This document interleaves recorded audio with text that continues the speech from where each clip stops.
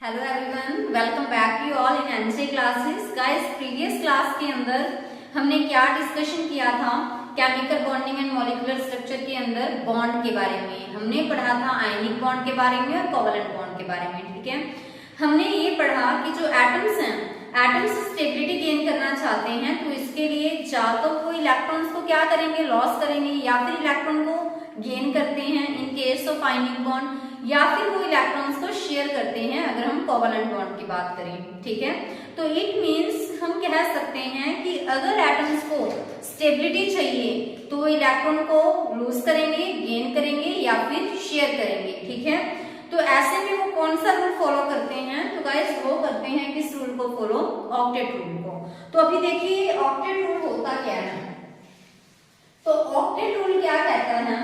Octet rule के according नाम ही बता रहा है इसका, ऑक्ट मींस 8। तो 8 क्या है यहाँ पे? इलेक्ट्रॉन्स। तो ऑक्टेट रूल ये कहता है कि एटम के आउटर मोस्ट शेल के अंदर, यानी कि वैलेंस शेल के अंदर क्या होने चाहिए? 8 इलेक्ट्रॉन्स कंप्लीट होने चाहिए। ठीक है, देन क्या होगा? अगर उसने 8 इलेक्ट्रॉन्स कंप्लीट कर लिए तो ये रूल कहता है कि देन वो क्या होगा? स्टेबल होगा। कि अगर कहीं पे भी कंपाउंड फॉर्मेशन हो रही है ना, तो ये रूल बेसिकली ये कहता है कि कंपाउंड फॉर्मेशन के अंदर भी उस एटम की बाहर वाली शेल में अगर वो 8 इलेक्ट्रॉन्स कंप्लीट कर पा रहा है ना, तो हम उसको क्या बोलेंगे कि उसने ऑक्टेट रूल फॉलो किया, देन वो क्या होगा? देन स्टेबल होगा। ठीक है, तो यही तो मैं कह रही हूँ ना कि स्टेबिलिटी गेन करने के लिए बेसिकली कोई भी एटम जा तो इलेक्ट्रॉन को क्या करेगा? लॉस करेगा। ठीक है, जा फिर इलेक्ट्रॉन को क्या करता है? गेन करता है, या फिर इलेक्ट्रॉन को क्या करता है? शेयर करता है। और इसके लिए रूल कौन सा फॉलो करेगा? वो ऑक्टेट रूल। तो देखिए हम एग्जांपल करते हैं एक। ठीक है, कि इलेक्ट्रॉन का लॉस कहां करेगा। तो फर्स्ट एग्जांपल करते हैं हम इलेक्ट्रॉन लॉस का। तो हमने एग्जांपल ले लिया गाइस यहाँ पे किसका? मैग्नीशियम का। ठीक है, मैग्नीशियम का एटॉमिक नंबर कितना? 12। इलेक्ट्रॉन्स भी 12, क्योंकि न्यूट्रल की बात कर रहे हैं। मैंने कौन सा इसके ऊपर अभी कोई चार्ज दिखाया है? तो न्यूट्रल एटम के अंदर तो जितना एटॉमिक नंबर उतने ही नंबर ऑफ इलेक्ट्रॉन्स। ठीक है, तो इलेक्ट्रॉन्स यहाँ पे कितने हो गए? 12 हो गए। तो इसकी कॉन्फ़िगरेशन देखिए आप क्या होगी। तो इसकी कॉन्फ़िगरेशन अगर चाहे तो आप इस तरीके से लिख लो 282, बट ज्यादा बेटर है कि आप इस मेथड से ही राइट करो 1s2 2s2 2p6 3s2। तो ओवरऑल देखिए हमारे पास कितने इलेक्ट्रॉन्स हमने शो कर दिए? 2 4 6 2। तो ओवरऑल कितने हो गए हमारे पास? 12। तो देखिए इसकी आउटर मोस्ट शेल, देखो ये वाला जो आगे वाला ये नंबर है ना, ये हमारे पास किस चीज को रिप्रेजेंट करता है? शेल को। तो यहाँ देखिए इसकी आउटर मोस्ट शेल क्या है? आउटर मोस्ट शेल है इसकी 3rd। ठीक है, तो इसने क्या किया? ये इन दोनों इलेक्ट्रॉन्स को लॉस करेगा। क्यों लॉस करेगा? क्योंकि भाई इसको स्टेबिलिटी गेन करनी है। तो स्टेबिलिटी गेन करने के लिए वो क्या करेगा? वो अपनी नियरेस्ट जो नोबल गैस है उसकी कॉन्फ़िगरेशन को अटेन करना चाहेगा। तो मैग्नीशियम की नियरेस्ट नोबल गैस कौन सी है? नियॉन है। तो वो उसकी कॉन्फ़िगरेशन को अटेन करना चाहेगा। तो इसी वजह से ये क्या करेगा? इन दोनों इलेक्ट्रॉन्स को क्या करेगा? लॉस करेगा। ठीक है, तो अभी देखिए कि अगर मैं बात करूं, जैसे स्ट्रक्चर बनाती है इसका, आपके लिए और ज्यादा इजी हो जाएगा समझना। तो ये न्यूक्लियस है और ये हमारे पास क्या है? शेल्स है।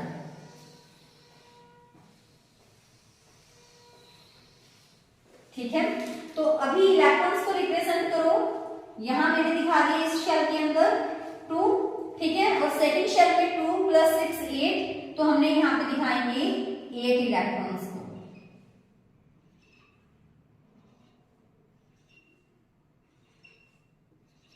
ठीक है, और यहाँ पे कितने हैं हमारे पास guys? 2 electrons outermost shell में। तो जो इसकी नियरेस्ट नोबल गैस है, तो नियरेस्ट इसके नोबल गैस है हमारे पास नियॉन। तो ये नियॉन की कॉन्फ़िगरेशन को अटेन करना चाहेगा। तो क्या होगा? ये इन दोनों इलेक्ट्रॉन को क्या करेगा? बाहर वाले शेल के इलेक्ट्रॉन्स को लॉस करेगा। सो इसने क्या किया? इलेक्ट्रॉन्स को लॉस किया, ठीक है। इलेक्ट्रॉन लॉस करने के बाद क्या होगा, इलेक्ट्रॉन लॉस करने के बाद कुछ ऐसा होगा कि यहाँ पे हमारे पास क्या है, न्यूक्लियस है, ठीक है, और यहाँ पे क्या प्रेजेंट है, शेल्स, ठीक है। तो अभी देखिए क्या है कि यहाँ पे तो देखो 2 इलेक्ट्रॉन एज इट इज दिखाएंगे हम फर्स्ट शेल के अंदर, तो सेकंड के अंदर भी हम 8 एज इट इज दिखाएंगे, क्योंकि जो लॉस हुए हैं वो तो सबसे बाहर वाली शेल के इलेक्ट्रॉन लॉस हुए हैं, ठीक है। तो इसी वजह से लॉस तो इन इलेक्ट्रॉन्स का हुआ है ना, तो लॉस करने के बाद तो क्या इसने स्टेबिलिटी गेन कर ली, डेफिनेटली इसने स्टेबिलिटी गेन कर ली, और जब इसने 2 इलेक्ट्रॉन लॉस किए हैं तो इसके ऊपर क्या चार्ज आ जाएगा, पॉजिटिव, और क्या बनेगा, Mg2 पॉजिटिव, ठीक है। तो अभी देखो क्या इसमें नोबल गैस की जो, देखो अभी इसके पास जो इलेक्ट्रॉन है वो तो 282 थे ना, अभी क्या है 28 है, तो इसने अभी नोबल गैस कॉन्फ़िगरेशन अचीव कर ली है, जो कि इसके नियरेस्ट है नियॉन, ठीक है। तो हम कह सकते हैं कि इसने अभी स्टेबिलिटी गेन की है, ठीक है। सेकंड थिंग आप बताइए कि इसका साइज आपको बड़ा दिख रहा है और उसका साइज क्या है, स्मॉल है, तो फिर ये कैसे हुआ, तो बेसिक सा रीजन है कि यहाँ पे आप देखिए कितने प्रोटॉन्स हैं, यहाँ पे मैग्नीशियम के पास 12 प्रोटॉन, और यहाँ पे भी क्या है 12 प्रोटॉन, तो यहाँ पे देखिए 12 प्रोटॉन क्या कर रहे हैं, 12 इलेक्ट्रॉन को अपनी तरफ अट्रैक्ट कर रहे हैं, बट यहाँ पे 12 प्रोटॉन 10 को अपनी तरफ अट्रैक्ट कर रहे हैं, जिसकी वजह से साइज है उसका क्या हो जाएगा, उसका साइज स्मॉल हो जाएगा इस सेंस से, ठीक है। तो इसी वजह से आप क्या ध्यान रखोगे इस चीज का कि ये क्या है, एटम है, और ये क्या बन गया, देखो Mg2 पॉजिटिव लॉस करने के बाद ऐसा कुछ बनेगा, क्योंकि Mg ने क्या किया, 2 इलेक्ट्रॉन लॉस किए, तभी हमारे पास क्या बना, Mg2 पॉजिटिव, जिसका स्ट्रक्चर हमें कुछ ऐसा दिखेगा। तो हम कह सकते हैं कि जब भी किसी एटम से कैटायन बनता है, क्योंकि इसके ऊपर पॉजिटिव साइन है, ठीक है, आयन का मतलब होता है चार्ज्ड स्पीशीज, आयन 2 टाइप का होगा, कैटायन और अनायन, कैटायन जिसके ऊपर पॉजिटिव चार्ज होगा, अनायन जिसके ऊपर नेगेटिव चार्ज होगा। तो ऐसा जब भी ऐसा होगा कि एटम से क्या बन रहा है हमारे पास कैटायन, तो साइज क्या हो जाएगा, स्मॉल हो जाएगा, तो आपको इस चीज का ध्यान रखना है, ठीक है। स्टेबिलिटी तो देखो उसने गेन की ही है, क्लियर है। तो अभी देखिए क्या उसने ऑक्टेट रूल को फॉलो किया, डेफिनेटली किया, क्योंकि इसकी बाहर वाली शेल में कितने इलेक्ट्रॉन्स हैं, अभी 8, तो आई थिंक इतना आपको क्लियर हो गया होगा। तो फिर नेक्स्ट हम नेक्स्ट स्लाइड, प्रीवियस स्लाइड के अंदर हमने देखा कि जैसे मैग्नीशियम हमने किया कि जो मैग्नीशियम है वो इलेक्ट्रॉन को लॉस कर रहा है, सो दैट वो stable noble gas configuration attain करे, और उसके अंदर हमने ये भी देखा कि ऑक्टेट रूल भी फॉलो हो रहा था, है ना। तो इट मीन्स हम ये कह सकते हैं जो फर्स्ट कॉन्सेप्ट था कि एटम है वो इलेक्ट्रॉन लॉस भी करते हैं, ठीक है, सो दैट वो स्टेबल हो जाएं, ठीक है, और उसने ऑक्टेट रूल तो सॉरी फॉलो किया ही। सेकंड वन देखिए आप कि इलेक्ट्रॉन गेन वाली कंडीशन हम देखते हैं कि क्या ऐसा भी होता है कि ऑक्टेट रूल फॉलो करने के लिए एटम्स हैं वो इलेक्ट्रॉन गेन भी करें, स्टेबल होने के लिए वो इलेक्ट्रॉन गेन करें। तो चलिए देखते हैं, हमारे पास जैसे मैंने एग्जांपल ले लिया गाइस क्लोरीन एटम का, ठीक है, क्लोरीन है, तो क्लोरीन का एटॉमिक नंबर कितना है, 17 एटॉमिक नंबर का मतलब है कि उसके पास 17 ही इलेक्ट्रॉन्स हैं, क्योंकि अभी हमने न्यूट्रल एटम की बात की है, तो उसके पास नंबर ऑफ इलेक्ट्रॉन्स भी क्या है, 17। तो कॉन्फ़िगरेशन देखिए इसकी 1s2 2s2 2p6 3s2 3p5।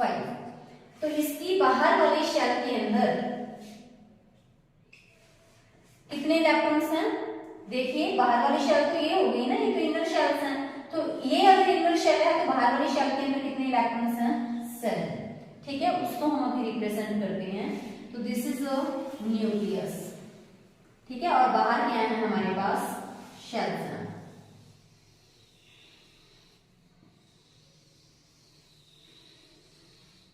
ठीक है, और एक मैं यहां बना देती हूं,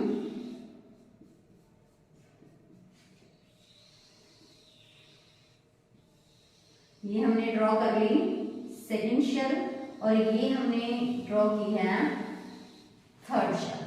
ठीक है, फर्स्ट शेल के अंदर देखिए कितने इलेक्ट्रॉन्स होंगे 2। सेकंड शेल के अंदर देखिए 8 इलेक्ट्रॉन्स रहेंगे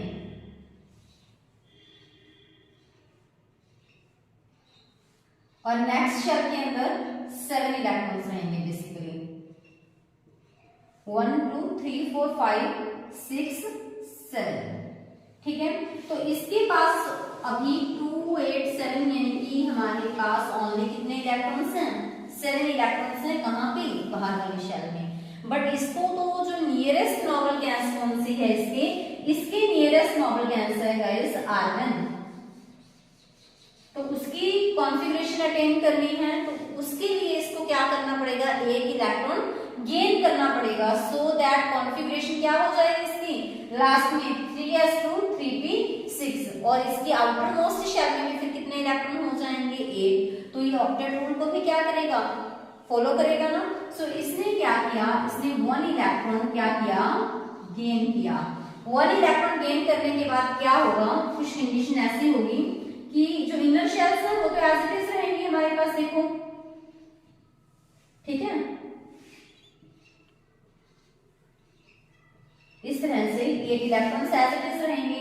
जो बाकी की कंडीशंस थी 5 6 7। ठीक है, तो एक इलेक्ट्रॉन देखो यहाँ तो नहीं था बट अभी इसने गेन कर लिया तो बाहर वाले शेल में भी कितने इलेक्ट्रॉन्स कंप्लीट हो गए हमारे पास 8 इलेक्ट्रॉन्स कंप्लीट हो गए।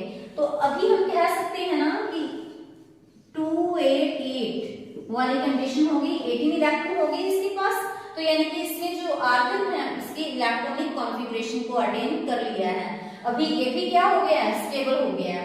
ठीक है, ये इसका सिंबल क्या है क्लोरीन और ये एटम है। इसने क्या किया अभी एक इलेक्ट्रॉन गेन किया। गेन करने के बाद इसके ऊपर क्या साइन आ जाएगा नेगेटिव साइन आ जाएगा। तो अभी आपने सोचा है कि लॉस करने के बाद पॉजिटिव साइन क्यों आता है और गेन करने के बाद नेगेटिव साइन क्यों आता है। तो चलिए देखते हैं। अभी क्लोरीन एटम है, क्लोरीन एटम यहाँ पे कोई साइन नहीं है सिर्फ न्यूट्रल है। न्यूट्रल जब होता है ना गाइस तो उसके ऊपर उतना ही प्रोटॉन होते हैं उतने ही इलेक्ट्रॉन्स होते हैं। तो यहाँ पे देखिए प्रोटॉन्स कितने हैं यहाँ पे 17, इलेक्ट्रॉन्स भी कितने होंगे यहाँ पे 17। ठीक है, सो जितने प्रोटॉन उतने ही इलेक्ट्रॉन। प्रोटॉन के ऊपर पॉजिटिव चार्ज इलेक्ट्रॉन के ऊपर नेगेटिव चार्ज। तभी तो मैंने यहाँ पे क्लोरीन के ऊपर कोई भी साइन नहीं दिखाया क्योंकि अभी वो न्यूट्रल है। बट अभी देखिए यहाँ पे इसके पास कितने प्रोटॉन्स हैं 17 क्योंकि इस न्यूक्लियस के अंदर प्रोटॉन्स तो 17 ही हैं। बट अभी देखो 2 8 8 क्योंकि एक इलेक्ट्रॉन गेन भी तो किया है ना तो 2 8 8 यानी कि कितने इलेक्ट्रॉन्स हो गए 18 इलेक्ट्रॉन्स 17 प्रोटॉन्स। तो बताइए अभी प्रोटॉन्स के ऊपर पॉजिटिव चार्ज इलेक्ट्रॉन्स के ऊपर नेगेटिव चार्ज। तो नेगेटिव चार्ज क्यों आता है क्लोरीन के ऊपर क्योंकि अभी उसके पास एक इलेक्ट्रॉन ज्यादा है प्रोटॉन कम है। तो ओवरऑल देखा जाए तो नेट चार्ज कितना बचेगा Cl-1 क्योंकि अगर 17 प्रोटॉन 17 इलेक्ट्रॉन होते तो एक दूसरे को बैलेंस कर रहे हैं है ना क्योंकि न्यूट्रॉन्स के ऊपर तो कोई चार्ज होता नहीं है। सो अभी इसके ऊपर एक इलेक्ट्रॉन एक्स्ट्रा होने की वजह से इसके ऊपर क्या साइन आ गया Cl-1। ठीक है, इतना आपको क्लियर हो गया होगा। तो हम ये कह सकते हैं कि इलेक्ट्रॉन गेन अगर कोई भी एटम कर रहा है तो वो स्टेबिलिटी गेन करने के लिए कर रहा है। तो इसने क्या स्टेबिलिटी गेन की कि इसने आर्गन की इलेक्ट्रॉनिक कॉन्फ़िगरेशन को अचीव कर लिया। तो हमने लास्ट टाइम ये देखा लास्ट स्लाइड में कि अगर कोई एटम है तो अगर वो कैटायन बना रहा है तो उसका साइज पहले से स्मॉल हो जाता है। तो यहाँ आप नोट कीजिएगा ये एटम है और ये क्या है अनायन है। ठीक है, तो अगर किसी भी एटम से अनायन बनता है तो उसका साइज क्या हो जाएगा पहले से बड़ा हो जाएगा। ठीक है, उसके अंदर इलेक्ट्रॉन्स भी उसने गेन किए और उसका साइज भी बढ़ गया। प्रीवियस स्लाइड के अंदर हमने देखा था कि उसने इलेक्ट्रॉन भी लॉस किए और उसका साइज भी कम हो गया। ठीक है, नेक्स्ट स्लाइड में हम करेंगे कि इलेक्ट्रॉन्स कैसे एटम्स हैं वो इलेक्ट्रॉन्स को शेयर करते हैं सो दैट वो स्टेबल नोबल गैस कॉन्फ़िगरेशन को अचीव कर पाए। गाइस थर्ड देखते हैं हम ये एटम्स हैं वो इलेक्ट्रॉन्स को शेयर भी करते हैं, ठीक है। मींस शेयर, इलेक्ट्रॉन शेयरिंग करते हैं, क्यों? जब कोवलेंट बॉन्ड बनाता है, क्यों करते हैं? सो दैट वो स्टेबिलिटी गेन कर पाए, ठीक है। तो देखिए इलेक्ट्रॉन शेयर के लिए मैं एग्जांपल ले लेती हूँ मीथेन का। तो मीथेन के अंदर देखिए गाइस कुछ ऐसा होगा कि कार्बन के पास भी क्या होंगे 4 इलेक्ट्रॉन आउटर मोस्ट शेल में, वैलेंस शेल में, और वही इलेक्ट्रॉन तो बॉन्ड फॉर्मेशन में पार्टिसिपेट करते हैं। तो हाइड्रोजन के पास भी क्या है अपना एक इलेक्ट्रॉन है। तो ये क्या करेंगे, ये एक्चुअली अपना जो कार्बन है वो अपना ऑक्टेट कंप्लीट करना चाह रहा है ना। तो ये आपस में क्या करेंगे, इलेक्ट्रॉन को शेयर कर लेंगे। जो ये वाले इलेक्ट्रॉन है इनकी शेयरिंग होगी आपस में, ठीक है। तो आप मुझे ये बताइए कि जो ये कार्बन है तो क्या इसका ऑक्टेट कंप्लीट हो रहा है? बिल्कुल हो रहा है, क्योंकि इसके सराउंडिंग में कितने इलेक्ट्रॉन्स हैं? 8, 2, 4, 6, 8। अभी आप कहोगे कि ये तो हाइड्रोजन क्या है गाइस, इस चीज को ध्यान दो, इन्होंने शेयरिंग की है। तो जो ये वाले 2 इलेक्ट्रॉन है ना वो इसके अंदर भी काउंट होंगे और इसके अंदर भी काउंट होंगे। सो 2, 4, 6, 8 इसके सराउंडिंग में, इस कार्बन के सराउंडिंग में कितने इलेक्ट्रॉन्स हैं? 8 इलेक्ट्रॉन्स हैं, ठीक है। तो इस कार्बन के सराउंडिंग में गाइस 8 इलेक्ट्रॉन हैं। तो हम कह सकते हैं कि जो कार्बन है वो इलेक्ट्रॉन को शेयर कर रहा है ना, और इलेक्ट्रॉन शेयर कर भी रहा है हाइड्रोजन के साथ, जिसकी वजह से इसके पास अभी कितने इलेक्ट्रॉन की सराउंडिंग है? इसके सराउंडिंग में 8 इलेक्ट्रॉन की। तभी हम कह सकते हैं कि अभी अगर 8 इलेक्ट्रॉन है तो यानी कि ये ऑक्टेट रूल क्या कर रहा है? फॉलो कर रहा है, ठीक है। एक चीज और देखिए, क्या यहाँ पे हाइड्रोजन है वो ऑक्टेट रूल को फॉलो कर रहा है? नहीं कर रहा, उसके सराउंडिंग में तो सिर्फ और सिर्फ 2 इलेक्ट्रॉन है। तो गाइस कभी हाइड्रोजन ऑक्टेट कंप्लीट कर भी नहीं सकता। तो हाइड्रोजन और हीलियम वो अपना डुप्लेट ही कंप्लीट करते हैं, वो ऑक्टेट कंप्लीट नहीं कर सकते, ठीक है। तो इस चीज को आप ध्यान रखिएगा कि जो एटम है वो स्टेबिलिटी गेन करने के लिए इलेक्ट्रॉन लॉस करते हैं, गेन करते हैं या फिर शेयर करते हैं, सो दैट वो अपना जो नोबल गैस कॉन्फ़िगरेशन है वो अटेन कर पाए। नोबल गैस कौन सी? जो उनके नियरेस्ट होगी, ठीक है। चीजें क्लियर हैं आप सभी को इतनी? तो नेक्स्ट देखते हैं कि जो हाइड्रोजन है, हीलियम है, उसका तो डुप्लेट ही कंप्लीट होता है ना, तो उसका तो ऑक्टेट कंप्लीट हो ही नहीं सकता।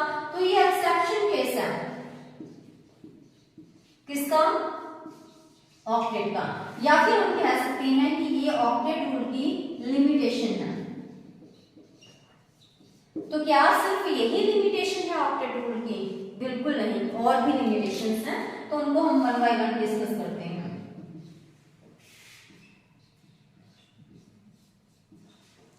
तो कुछ एक हमने ऐसे मॉलिक्यूल्स भी देखे गाइस जिसके अंदर जो ऑक्टेट है ना, मतलब वो स्टेबल मॉलिक्यूल है बट उसका ऑक्टेट है वो कंप्लीट नहीं है। सो मॉलिक्यूल्स विद इनकम्प्लीट ऑक्टेट। हालांकि ऑक्टेट रूल तो ये कहता है कि अगर आउटर मोस्ट शेल में 8 इलेक्ट्रॉन हैं देन ही वो क्या होगा? स्टेबल होगा। बट यहाँ पे तो ऐसे भी कुछ मॉलिक्यूल्स एग्जिस्ट करते हुए पाए गए जिनका ऑक्टेट कंप्लीट नहीं है बट फिर भी वो स्टेबल है। तो डिस्कस करते हैं हम मॉलिक्यूल्स को। तो एग्जांपल है हमारे पास BeCl2। तो अगर हम इसका स्ट्रक्चर बनाएं तो कुछ स्ट्रक्चर ऐसा बनेगा, ठीक है। तो जो ये बॉन्ड बना है ना, तो आप देखो बेरिलियम है, बेरिलियम का एटॉमिक नंबर कितना होता है? 4 होता है ना, तो 1s2 2s2। तो उसकी आउटर मोस्ट शेल के अंदर कितने इलेक्ट्रॉन्स हैं गाइस? 2 हैं, ठीक है। और क्लोरीन के पास कितने हैं? 7 हैं। तो अगर मैं इसको ऐसे हटाऊं इस बॉन्ड को तो आप समझ पाओगे अच्छे से। 6 तो इसके पास है, 7 ये रहा, है ना। 6 अगर मैं बनाऊं यहाँ पे इस तरह से, और 7 ये रहा, क्योंकि क्लोरीन की आउटर मोस्ट शेल में तो 7 ही इलेक्ट्रॉन है। और बेरिलियम की अगर मैं बात करूं तो बेरिलियम की आउटर मोस्ट शेल में हमारे पास 2 इलेक्ट्रॉन है, क्लियर है। तो अभी क्या होगा? इनका बॉन्ड बनेगा, यहाँ पे ये ऐसे में बॉन्ड बना लेंगे। तो मुझे बताइए क्या क्लोरीन ने अपना ऑक्टेट कंप्लीट किया? बिल्कुल, क्योंकि 6 तो ये है, ठीक है, 2 ये वाले हो गए, 8 हो गए, क्योंकि शेयरिंग वाले तो दोनों के लिए काउंट होंगे ना, तो 8 हो गई। इस क्लोरीन के लिए भी 6 + 2 8, तो इसने तो अपना ऑक्टेट कंप्लीट कर लिया। बट आप देखो बेरिलियम ने ऑक्टेट कंप्लीट नहीं किया, क्योंकि बेरिलियम के पास 2 ये वाले हैं, 2 ये वाले हैं, उसके पास तो सिर्फ और सिर्फ 4 ही इलेक्ट्रॉन है। ऑक्टेट रूल यहाँ पे फॉलो होता ही नहीं है। ऑक्टेट रूल फॉलो नहीं हो रहा, इवन देन ये क्या है, स्टेबल है, तो इट मींस ऑक्टेट रूल यहाँ पे फेल हुआ है। ठीक है, नेक्स्ट देखिए कि कुछ ऐसे भी मॉलिक्यूल्स हैं जिनका जो ऑक्टेट है, जितने इलेक्ट्रॉन चाहिए थे उससे ज्यादा प्रेजेंट है, तो इसको मैंने क्या बोल दिया, एक्सपेंडेड ऑक्टेट। ठीक है, यानी कि इनका ऑक्टेट क्या है, एक्सपेंडेड है, उनके अंदर ज्यादा इलेक्ट्रॉन है।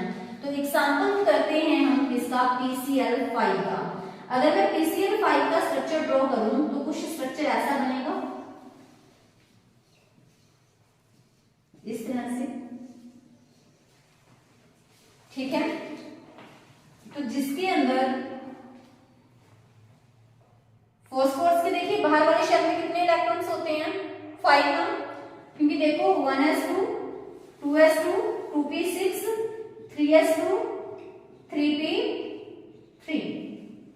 ठीक है, क्योंकि 15 एटॉमिक नंबर होता है, तो उस अकॉर्डिंग हमने 15 इलेक्ट्रॉन्स कंप्लीट किए। और वैसे भी देखा जाए तो आप इस चीज को ध्यान रखना कि जैसे इसके बाहर वाले शेल में देखो 2 और 3 5 है, तो 5 इलेक्ट्रॉन है, और 5 इलेक्ट्रॉन हर एक साइड उसने एक एक इलेक्ट्रॉन अपना शेयर किया हुआ है। ठीक है, देखिए 1 2 3 4 5, और क्लोरीन के पास 7 थी, तो हर एक क्लोरीन ने क्या किया हुआ है, अपना एक एक इलेक्ट्रॉन यहाँ यूज किया हुआ है बॉन्ड बनाने में।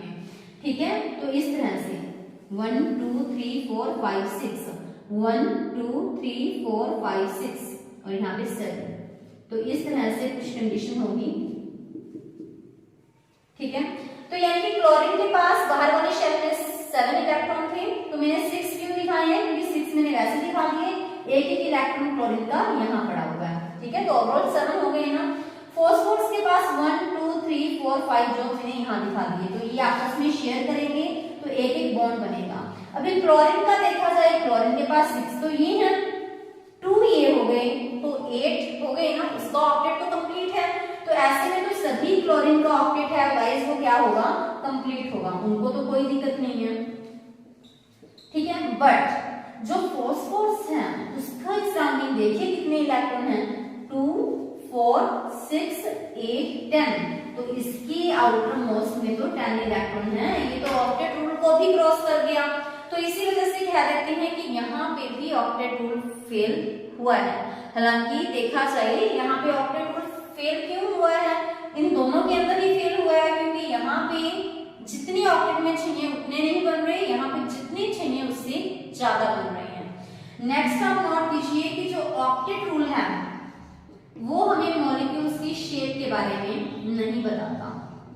वो नहीं बताएगा हमें कि वाटर मॉलिक्यूल की क्या शेप होगी, वो नहीं बताएगा हमें PCl5 की क्या शेप होगी, हमें शेप के बारे में एक्सप्लेन करता ही नहीं है। जैसे CH4 की क्या शेप होगी, ऑक्टेट रूल से हमें पता ही नहीं चलता, तो इसी वजह से हम कह देते हैं कि ऑक्टेट रूल मॉलिक्यूल की शेप के बारे में डिटेल नहीं बताता। ठीक है, नेक्स्ट देखिए, हम जनरली ये पढ़ते हैं कि जो ऑक्टेट रूल है उसके अंदर देखा जाए तो आउटर मोस्ट शेल में 8 इलेक्ट्रॉन होने चाहिए, जो 8 इलेक्ट्रॉन है वो इवन नंबर है ना। बट ऐसे मॉलिक्यूल भी देखे गए जिनके अंदर कितने इलेक्ट्रॉन हैं, ऑड नंबर ऑफ इलेक्ट्रॉन है, यानी कि कुछ ऐसे मॉलिक्यूल्स भी हैं जिनके अंदर क्या है, ऑड नंबर ऑफ इलेक्ट्रॉन है। तो ऐसे में मैं एग्जांपल ले लेती हूँ गाइस नाइट्रिक ऑक्साइड का। ठीक है, तो नाइट्रिक ऑक्साइड के अंदर हमारे पास एक तो हो जाता है नाइट्रोजन, दूसरा हो जाएगा ऑक्सीजन। तो अगर मैं यहाँ पे बॉन्ड दिखाऊं इलेक्ट्रॉन्स को, सॉरी, तो इसके बाहर वाले शेल में कितने इलेक्ट्रॉन्स हैं, 6, और इसके बाहर वाले शेल में कितने इलेक्ट्रॉन्स होंगे हमारे पास 5। तो ये दोनों आपस में क्या कर लेंगे, बॉन्ड बना लेंगे। तो आप ये देखिए कि क्या ऑक्सीजन का ऑक्टेट कंप्लीट है, 2 4 6 8, तो ऑक्सीजन का तो ऑक्टेट कंप्लीट है, बट नाइट्रोजन के पास देखिए 2 4 5 6 7, इसके पास तो 7 इलेक्ट्रॉन है ना, इसका तो ऑक्टेट कंप्लीट हुआ ही नहीं है। तो ऐसी कुछ जगह है जहाँ पे ऑक्टेट रूल फॉलो हुआ है। तो गाइस ये था आज का ऑक्टेट रूल का अच्छे से नोट्स बनाइएगा, रिविजन कीजिएगा, ठीक है। और इनके जो क्वेश्चंस आपको ग्रुप में सेंड किए जाएंगे तो आप उनकी अच्छे से प्रैक्टिस कीजिएगा, ठीक है। Thank you, have